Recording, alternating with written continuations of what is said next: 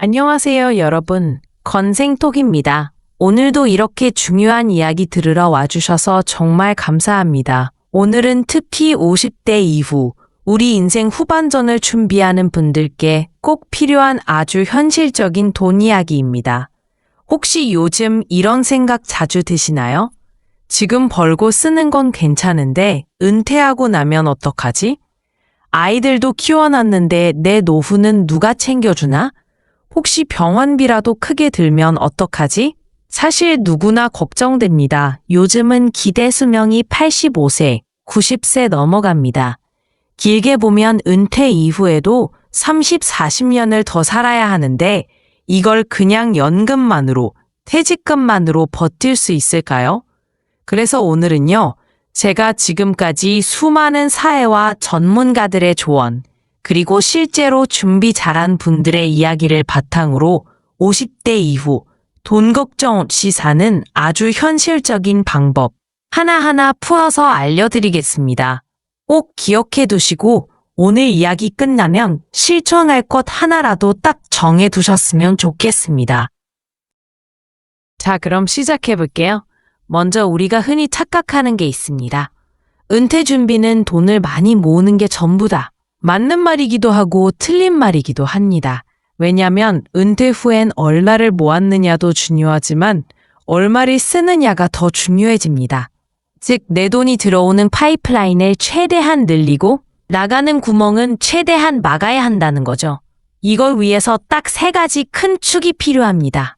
나이 들어서도 작게라도 돈 들어오는 통로 만들기, 생활비를 과감하게 줄이는 구조 만들기, 병원비, 돌발 비용 같은 큰 변수에 대비하기. 이 3가지를 중심으로 구체적인 방법과 실천 팁을 이야기해 볼게요. 먼저 첫 번째, 작게라도 돈 들어오는 통로 만들기. 50대 이후 돈 걱정을 줄이려면 소득이 끊기면 안 된다는 게 가장 큰 핵심입니다. 은퇴하고 나면 국민연금, 개인연금, 퇴직연금 이런 거 조금씩 나오겠죠? 근데 솔직히 이걸로는 생활비가 모자랄 확률이 큽니다. 그래서 꼭 필요한 게 작게라도 현금 흐름을 만들어 두는 겁니다. 예를 들어 볼까요? 많은 분들이 부동산 임대 수익을 생각합니다. 상가 하나, 작은 원룸 몇 개 갖고 월세 받는 거죠. 근데 지금은 상가 공실도 많고 원룸은 관리가 귀찮고 세입자 문제도 있죠. 그래서 무리한 대출 받아 상가 사는 건 저는 권하지 않습니다. 그 대신 요즘은 소규모 수익형 부동산이 인기입니다. 예를 들어 소액으로 투자할 수 있는 오피스텔 또는 공유 창고 같은 틈새 임대 사업, 또 요즘은 주택연금이라는 것도 있습니다. 집 한 채가 있으면 그 집을 담보로 국가에서 매달 연금처럼 돈을 지급해주죠. 그 대신 집값은 사망 후 정산되니까 자녀 상속에 대해선 가족과 충분히 상의해야 하고요. 또 하나, 꼭 부동산만 소득원이 될 필요는 없습니다. 요즘은 디지털 노후 소득이 아주 현실적인 대안입니다. 예를 들어 유튜브 채널, 블로그, 온라인 강의 또는 아주 작은 전자책 판매 같은 것들. 내가 뭘 할 수 있겠어? 하실 수 있는데 생각보다 어렵지 않습니다. 내가 가진 경험이나 취미, 노하우를 누군가에게 도움이 되게 풀어내면 됩니다.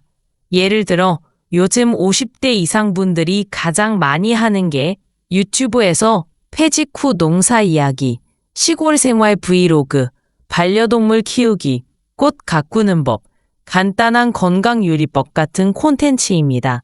시작만 하면 작은 광고 수익이라도 꾸준히 통장에 들어옵니다. 처음엔 작지만 이게 쌓이면 소득 파이프라인이 하나 더 생기는 거죠. 또 한 가지, 요즘은 소규모 재능 판매 플랫폼이 많습니다. 예를 들어 내가 파워포인트 잘 만든다, 글 좀 쓴다, 요리 레시피 정리 잘한다, 그럼 소소하게라도 외주를 맡을 수 있습니다. 대단한 게 아닙니다.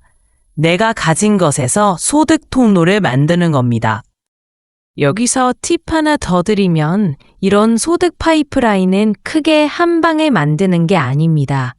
작게 여러 개를 만들어 두는 게 안전합니다. 작은 임대 수익, 작은 디지털 수익, 작은 재능 수익. 이게 모이면 매달 고정비를 충당할 수 있고 큰 돈이 필요할 땐 연금이나 적금을 꺼내 쓰면 됩니다. 두 번째, 생활비 구조를 확실히 줄이는 법입니다. 사실 은퇴 준비에서 가장 중요한 게 내가 매달 얼마를 쓰는지 파악하는 것입니다. 여러분 혹시 매달 고정비, 변동비 정확히 알고 계신가요? 의외로 많은 분들이 모릅니다. 그래서 은퇴 준비 잘한 분들 보면 필수로 하는 게 지출 구조 다이어트입니다. 대표적으로 큰 고정비 3가지가 있죠. 주거비, 교통비, 식비 3가지를 줄이면 생활비는 정말 확 줄어듭니다. 먼저 주거비. 50대 이후라면 대부분 자가든 전세든 집이 있을 겁니다. 이때 가장 중요한 게 내 집이 유지비가 얼마나 드느냐입니다. 너무 넓어서 관리비, 난방비가 많이 드는 집이라면 더 작고 효율적인 집으로 옮기는 것도 방법입니다. 실제로 은퇴 잘한 분들 보면 자녀 다 출가하면 방 넓은 집 팔고 작은 아파트로 이사 갑니다. 남는 차액은 생활비나 여행 자금으로 돌리고요. 두 번째, 교통비. 차 2대 굴리는 분들 많죠. 근데 은퇴 이후엔 차 1대만 있어도 충분합니다. 또 대중교통 패스, 경로 우대 제도 등 복지 혜택을 최대한 활용하세요. 세 번째, 식비. 식비는 생각보다 줄이기 쉽습니다. 밖에서 사 먹는 걸 줄이고 집밥 위주로 바꾸고 대형마트보다 전통시장 활용하고 이런 작은 변화들이 꽤 큽니다. 또 하나 팁. 고정비 중 보험료도 은근히 큽니다. 50대 이후엔 중복된 보험은 과감히 정리하고 꼭 필요한 실비보험, 안보험, 치매보험만 유지하세요. 불필요한 종신보험, 저축보험은 수익률 낮으면 해지하고 그 돈으로 다른 투자나 생활비에 쓰는 게 낫습니다. 세 번째, 돌발 비용 대비. 병원비와 요양비 50대 이후 최대 변수는 건강입니다. 큰 병원비, 장기 요양 비용은 예금 깨서 쓰거나 자녀에게 손 벌리면 마음이 너무 불편하죠. 그래서 꼭 필요한 게 장기 요양보험 또는 의료실비 보장 범위를 최신으로 유지하는 겁니다. 또한 가족끼리 만약 내가 쓰러지면 어떻게 할지, 누가 돌봐줄지, 어떤 시설을 이용할지 미리 의논해 두는 것도 중요합니다.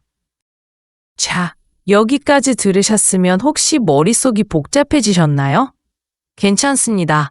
지금 다 하라는 게 아닙니다. 오늘 이야기 들으시면서 이 중에 나한테 필요한 게 뭘까? 내가 지금 당장 할 수 있는 게 뭘까? 그거 하나만이라도 마음속에 꼭 잡아두셨으면 좋겠습니다. 지금부터는 조금 더 실천적으로 하루 10분이면 할 수 있는 작은 돈 습관 알려드릴게요. 첫째, 지출 내역 정리하세요.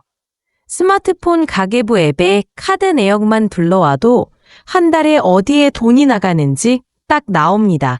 둘째, 매달 자동이체 내역 점검하세요.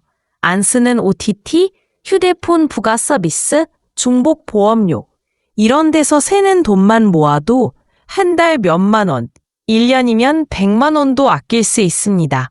셋째, 매달 생활비 계좌를 따로 만들어 보세요. 카드값, 통신비, 교통비, 식비 딱 정해진 금액만 그 통장에서 쓰는 겁니다. 이렇게 하면 소비 통제가 훨씬 쉽습니다. 넷째, 작은 돈이라도 현금 흐름 자산을 만들어 두세요. 소액 예금이든 배당주 소액 투자든 조그만 부업이든 뭐든 상관없습니다. 작게라도 내 통장에 돈이 들어오면 그게 마음의 안전망이 됩니다. 자, 이제 마무리하겠습니다. 50대 이후 돈 걱정 없는 삶. 절대 한 방에 되지 않습니다. 하지만 한 달, 2달, 3달 작은 습관 하나씩만 바꿔도 5년, 10년 뒤엔 내 삶이 완전히 달라집니다. 여러분 할 수 있습니다.